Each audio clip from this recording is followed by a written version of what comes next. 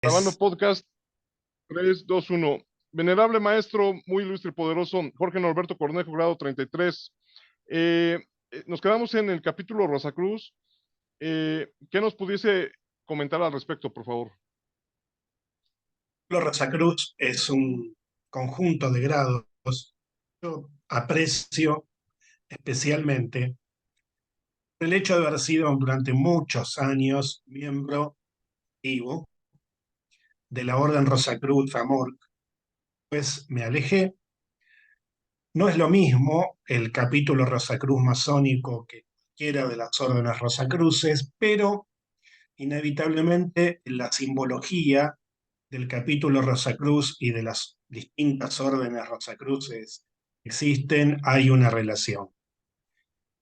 El grado 18 del rito escocés, el Caballero Rosacruz, es uno de los grados más completos, más profundos y más interesantes que tiene la masonería.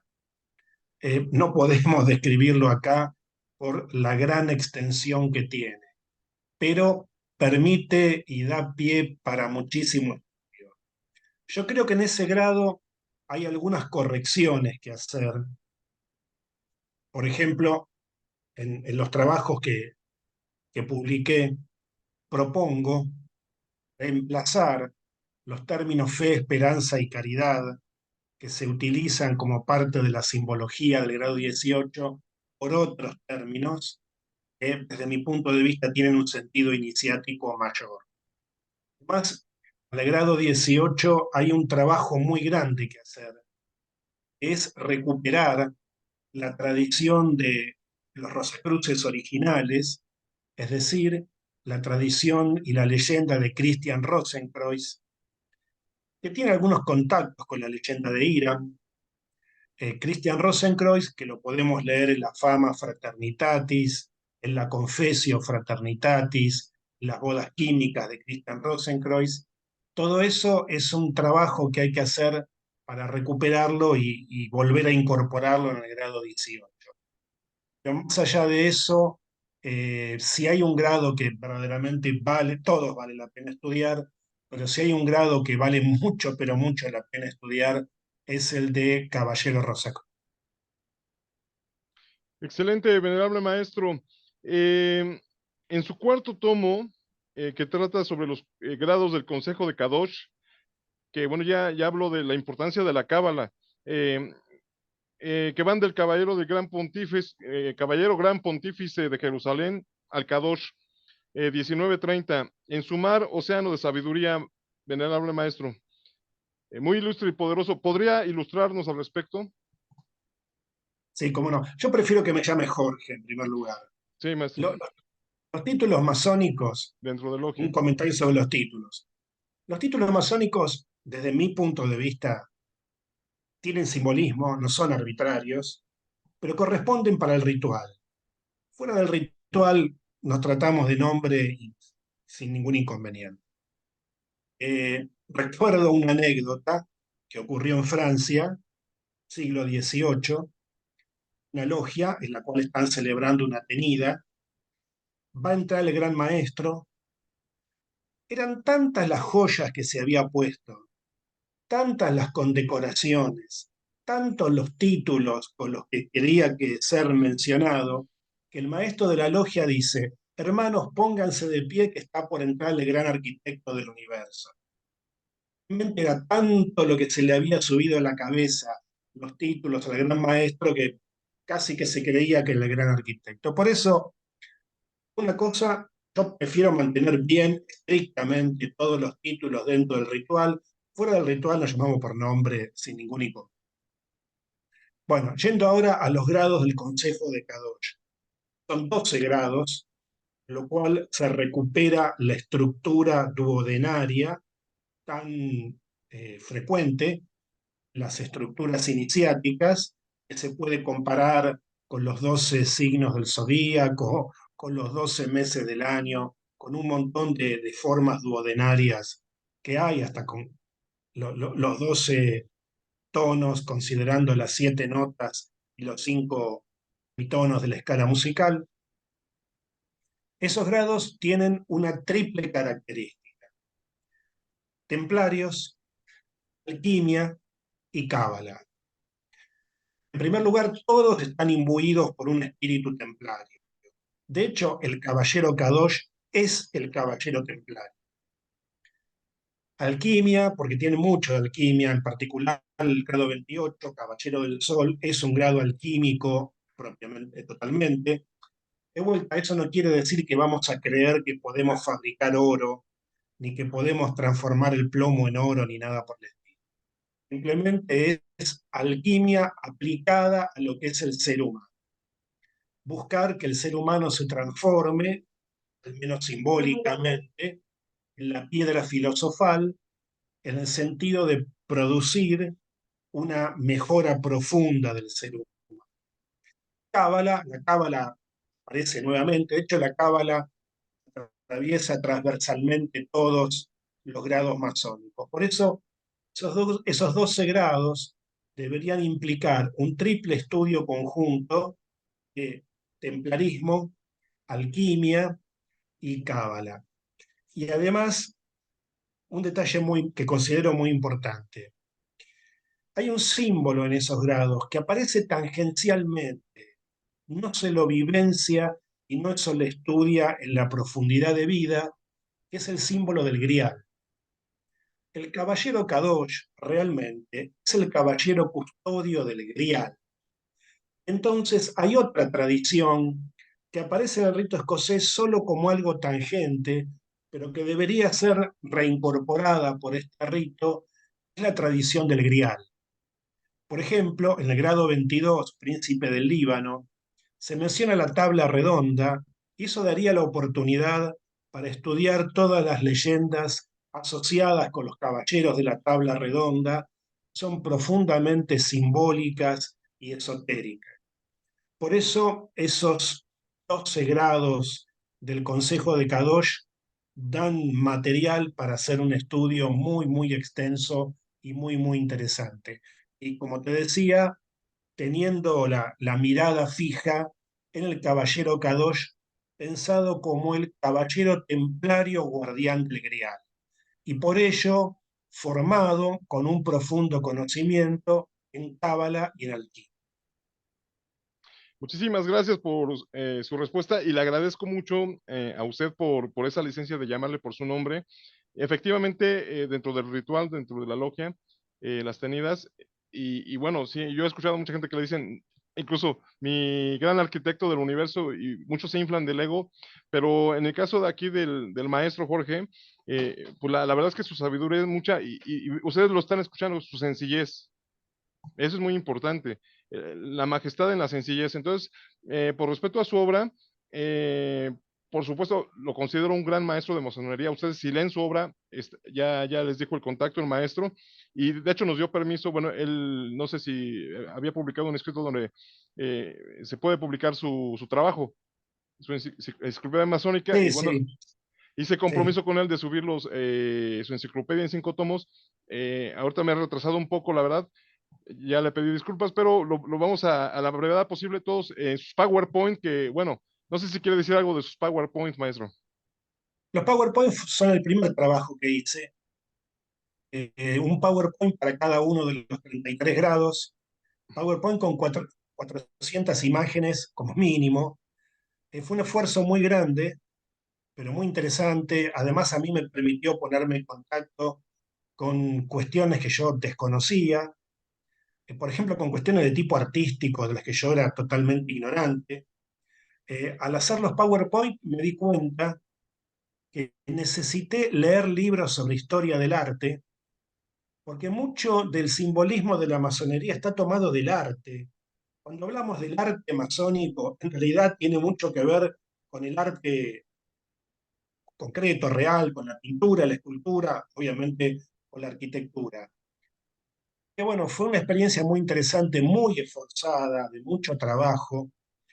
Lamentablemente los PowerPoint estaban en una página que cayó, la persona que administraba la página no pudo seguir sosteniéndola, pero a cualquiera que me los pida se los envío, no hay ningún problema. Son un poco pesados para enviar por mail, pero Si me los piden, lo hago, no hay problema. Sí, y de hecho en la descripción del video y en el video editado, hoy se va a subir esta entrevista por las secciones que tenemos, pero en una semana más o menos vamos a editar y ahí van a estar todos su contacto, sus email y el email de la editora donde pueden adquirir, comprar su libro y ahí va a estar.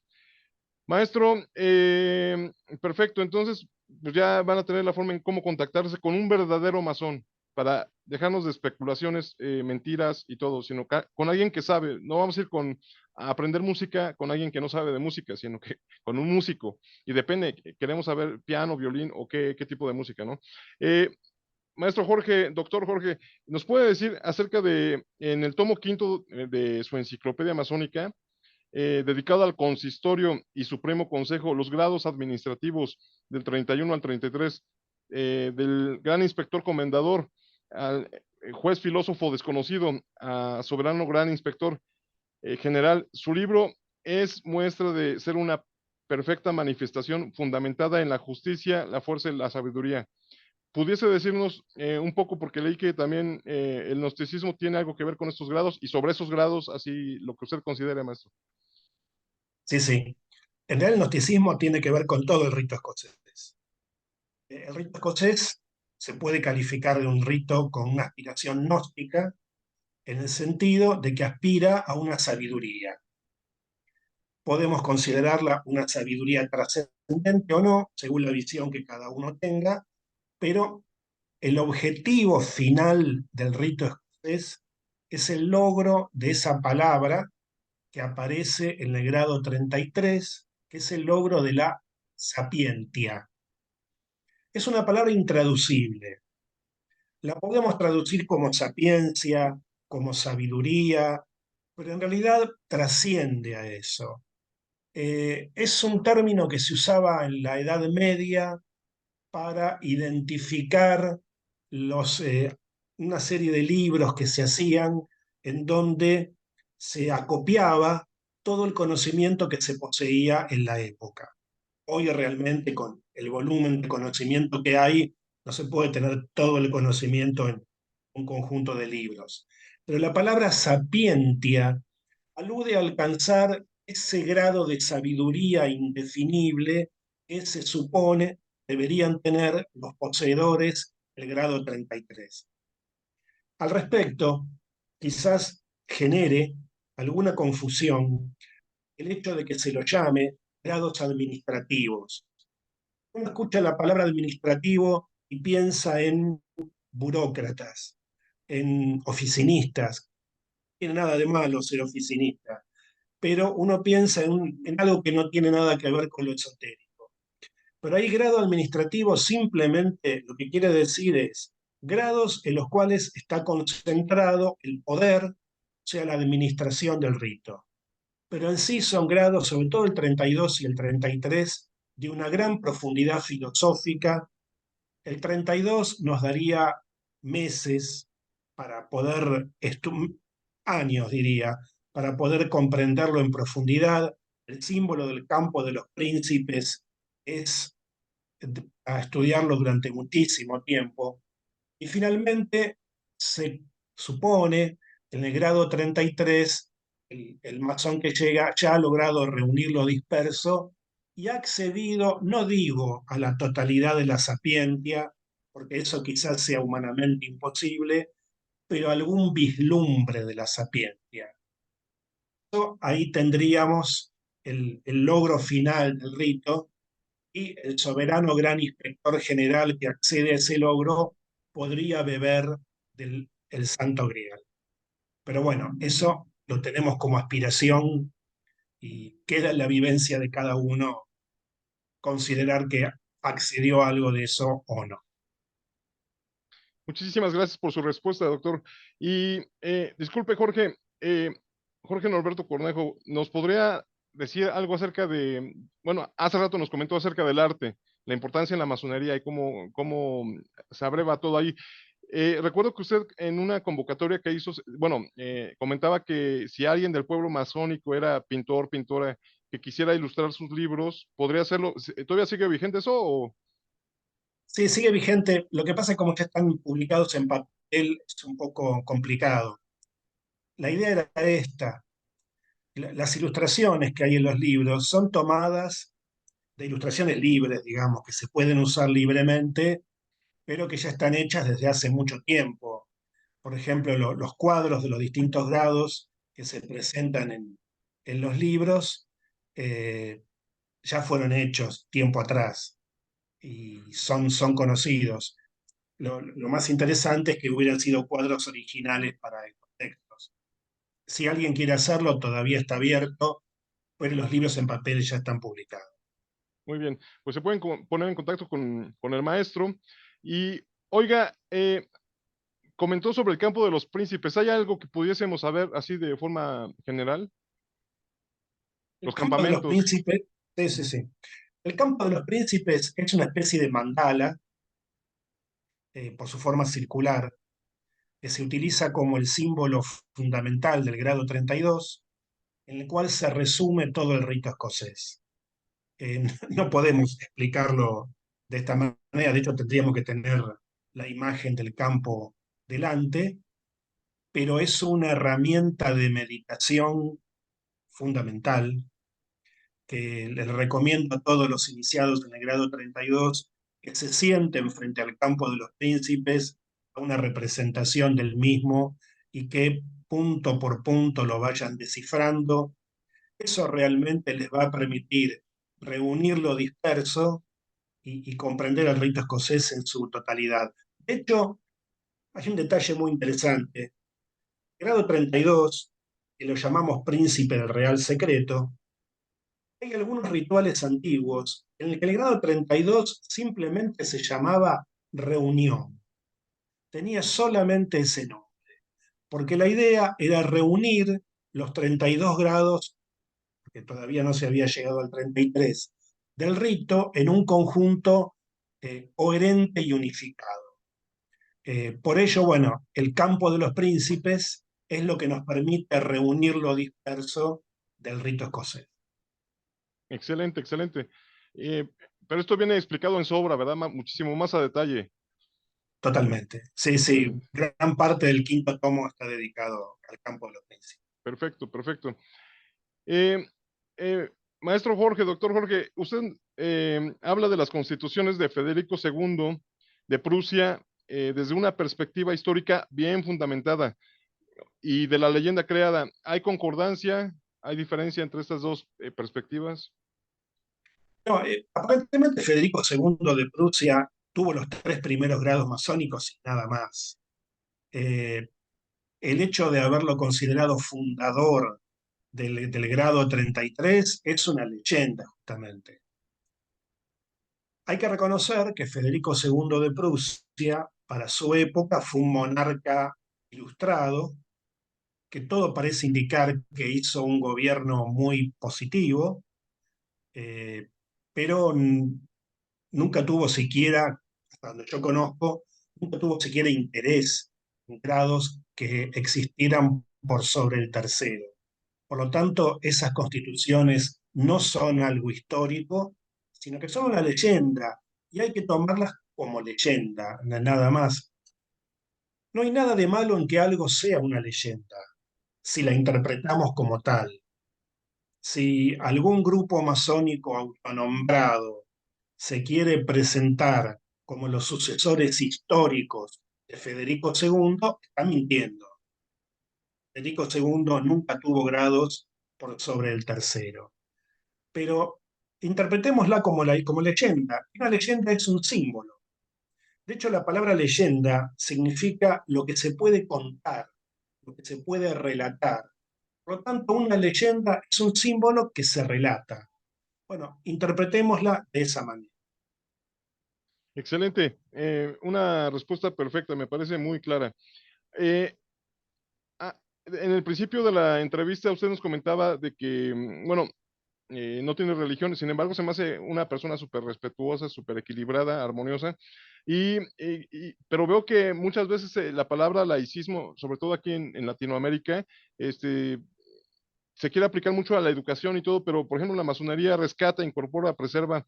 Incluso usted lo ha comentado, incluso de muchas tradiciones que ya ni siquiera conocemos, la masonería las reunió, las conservó, símbolos míticos, mágicos, religiosos, espirituales, incluso pues, la Biblia, ¿no? Que está en el ARA, eh, difundiendo tradiciones de teurgia, magia, alquimia, hermetismo, cristianismo esotérico, gnosticismo, Rosacruz.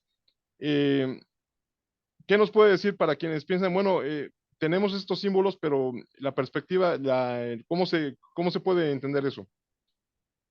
Bien, primero aclaremos que desde el punto de vista educativo soy un defensor a ultranza del laicismo. O sea, desde mi punto de vista, la educación pública tiene que ser laica 100%. La educación privada es otra cuestión. En Argentina hay escuelas católicas o de otras religiones, son privadas, pero la educación pública estatal tiene que ser laica. Desde el punto de vista masónico, yo no colocaría la Biblia en el ara. Esa es la primera cuestión. En masonería siempre se ha discutido si hay que colocarla o no. Yo no la colocaría en el ara. Algunos lo que hacen es colocar un libro diferente según cuál sea la religión de la persona que va a tomar un juramento. Yo tampoco haría eso, porque son cosas externas a la masonería, a las religiones. Si yo tuviera que elegir un libro para colocar en el ara, lo que quisiera es que se elaborara un libro con los símbolos masónicos. Simplemente eso. Que tuviese los cuadros de los grados del rito correspondiente y los símbolos masónicos y los principios masónicos fundamentales.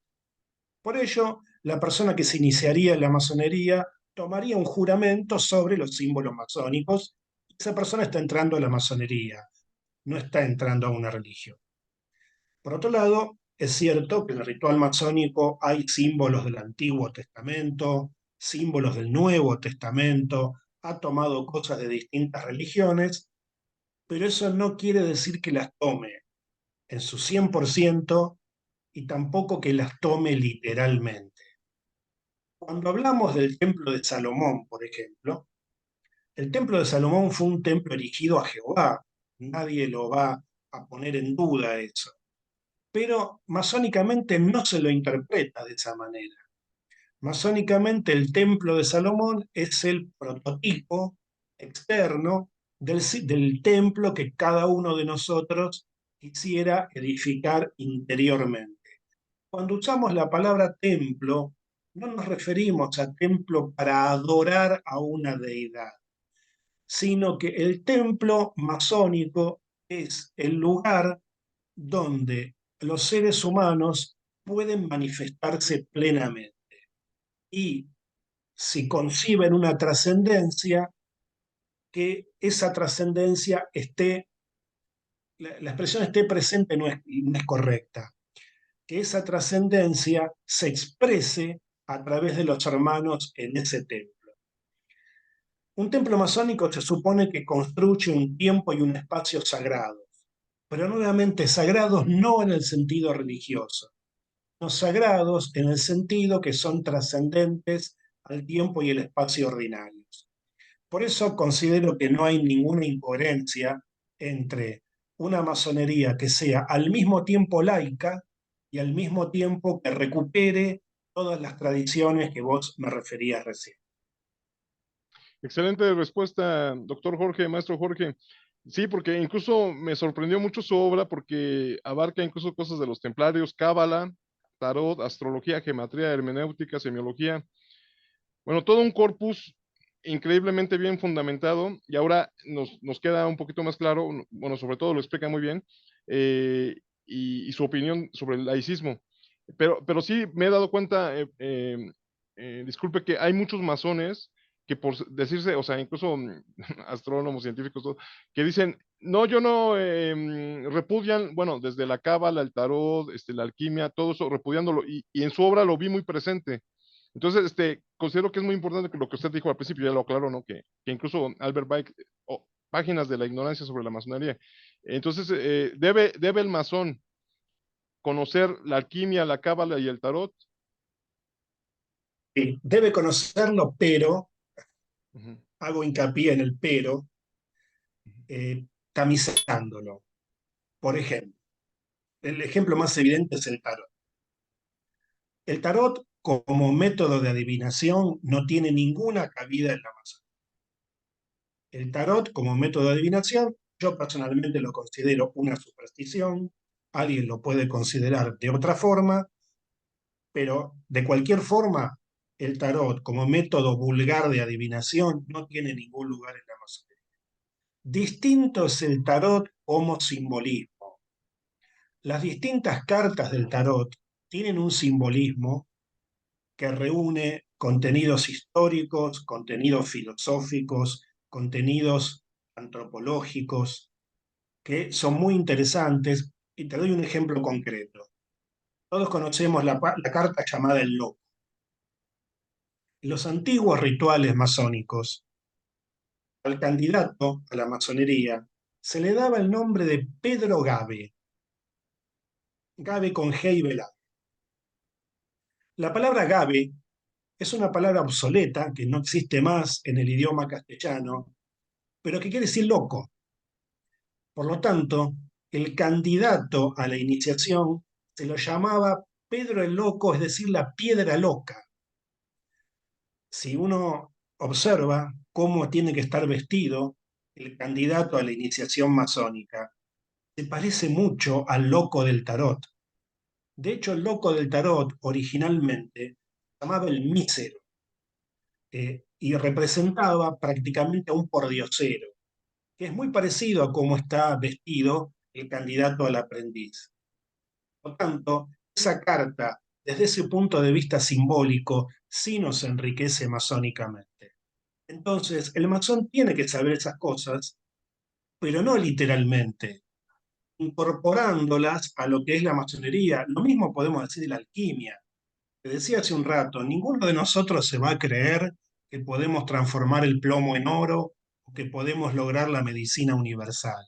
No, no, no existe eso. Pero sí, el simbolismo masónico nos permite visualizar bien cómo se dan las facetas en la evolución del ser humano y cómo se dan las transformaciones. Muy bien. Mm, pero entonces nada más para dejar claro así, definitivamente, forman todas estas ciencias, artes, o sea, desde cábala, alquimia, gnosticismo, parte del corpus de la masonería, o sea, las ha incorporado o, o Son, definitivamente, pues, no, son insumos para la masonería. Te doy un ejemplo desde la física. sí, claro, claro. La física usa mucho de matemática, por ejemplo. Pero la física no es lo mismo que la matemática, son dos cosas distintas. Entonces, no es que la física incorporó toda la matemática. Física usa una parte de la matemática Sí, para exactamente. sus trabajos. Bueno, en la masonería lo mismo. No es que la alquimia forma parte de la masonería, sino que la masonería tomó algunos aspectos de la alquimia para enriquecer su simbolismo. O sea, esa es la versión exacta, digamos. La masonería toma aspectos de estas disciplinas y las incorpora al acervo simbólico masónico, sin incorporar la disciplina entera. Muy bien, maestro. Y disculpe, doctor, ¿nos podría hablar sobre el martinismo? Me hace recordar mis épocas juveniles, en las Sí. cuales fui un martinista muy activo cuando tenía, no mucho, pero un poco de pelo tenía todavía, Ujú. que fue la década del 80 y principios del 90. El martinismo es una forma, el martinismo realmente es una forma masónica, mística, con un contenido crístico. No es cristiano en el sentido literal del término, pero sí toma mucho del simbolismo de lo que es la realización crística. Es decir, el martinismo en su evolución histórica ha adquirido muchos aspectos de lo que es la cristificación del ser humano. Eh, yo digamos, siempre tuve una relación un poco ambigua con el martinismo, porque sus símbolos son muy profundos, sus rituales son muy hermosos, pero para los que no somos religiosos esa vía tan crística a veces provoca algunos cortocircuitos. De cualquier manera, para todo masón interesado en el aspecto esotérico de la masonería, le recomendaría estudiar el martinismo, porque el martinismo es definidamente esotérico. Un martinista de otras épocas, conocido en otras épocas, me lo definió como masonería esotérica y es un poco eso. Excelente, excelente, doctor, excelente. De hecho, bueno, ahorita que mencionó cuando tenía cabello, pues yo ya voy para allá también. Yo quisiera tener toda la sabiduría que usted tiene. Y bueno, ahorita si me permite, no sé si todavía tienen tiempo, maestro, para una Sí, última. yo tengo tiempo. Sí, perfecto, perfecto, perfecto, perfecto. Me Mire, quedan 6 minutos sí, en sí, Zoom. sí, sí. Ajá, pero me refiero, después de esos 6 minutos, ¿le queda algo de tiempo o cómo anda de tiempo Sí, usted? sí, sí. Perfecto. No, estoy bien, no hay problema. Mire, ¿por qué los masones deberían estudiar gnosticismo y por qué los gnósticos deberían estudiar masonería? ¿Usted qué considera? Bueno, son dos cosas distintas. Para mí los masones deben estudiar gnosticismo, sobre todo los masones del rito escocés, porque el rito escocés, como te decía antes, tiene una aspiración gnóstica. El gnosticismo es aspirar a la gnosis, a una sabiduría trascendente. Bueno, la sapientia, el grado 33, es una forma de sabiduría trascendente. No necesariamente considero que alguien que sea gnóstico tiene que estudiar masonería. O sea, alguien puede ser gnóstico y estudiar gnosticismo sin saber masonería. La recíproca no es cierta. Considero que el masón del rito escocés, sobre todo de los altos grados, tiene que estudiar gnosticismo porque está en la esencia de lo que es su aspiración. Muy bien, muchísimas gracias por su respuesta, la valoro demasiado, me asombra bastante. Eh, Oiga, el masón debe estudiar el hebreo. Y más o menos. Yo personalmente conozco algo del hebreo, pero hasta ahí, digamos. Mucho de lo que está en los libros respecto del significado de las palabras hebreas me lo aportó un amigo mío que ahí lo menciono, que lo menciono por las iniciales, que está muy interesado en el significado del hebreo. Yo personalmente conozco las letras hebreas, lo que significan, y Ujú. conozco algunas palabras. Nunca podría ni hablar, ni escribir, ni leer todo un texto en hebreo. Es deseable que un masón, sobre todo del rito escocés, tenga un conocimiento básico del hebreo o utilice algún diccionario hebreo-español para entender mejor el sentido de las palabras. Al respecto, hay un libro, hay un diccionario escrito por Michel Sengal, un masón francés, donde están muy bien interpretadas las palabras en hebreo. El tema es que el libro está en francés. Pero bueno, para quien pueda leer francés, es una de las mejores traducciones que hay del hebreo a un idioma latino. Sí, porque de hecho también hizo usted unos PowerPoint, creo, ¿no? De las Sí, letras. sobre las letras hebreas. Sí, sí, sí. Perfecto. Sí, se lo comento porque hay un hermano masón que tiene su canal en YouTube y dice que escuchó a alguien que decía Chivolet. Dice, ¿eres masón? Dice, no, soy judío. Entonces, No, bueno, no sé cómo es la pronunciación bien hebrea, sí, claro. pero en masonería se le pronuncia Shibolet. Muy bien, excelente. Bueno, ya vamos a concluir. Casi vamos por las últimas preguntas. Pero bueno, antes, en estos 4 minutos, 5 minutos. bueno, vamos a dejarla ahí para que no se force tanto y vamos a concluir en la siguiente emisión. Le agradecemos mucho al doctor por su tiempo, que es lo más valioso, la vida, y todas sus enseñanzas. Realmente estudien a profundidad esta enciclopedia que vale oro, más que oro. Entonces, nos vemos en unos momentos, maestro. Le- Adelante. entonces, voy a finalizar acá y le envío el link de Sí, favor. sí. Ok, Gracias. Hasta luego. hasta luego.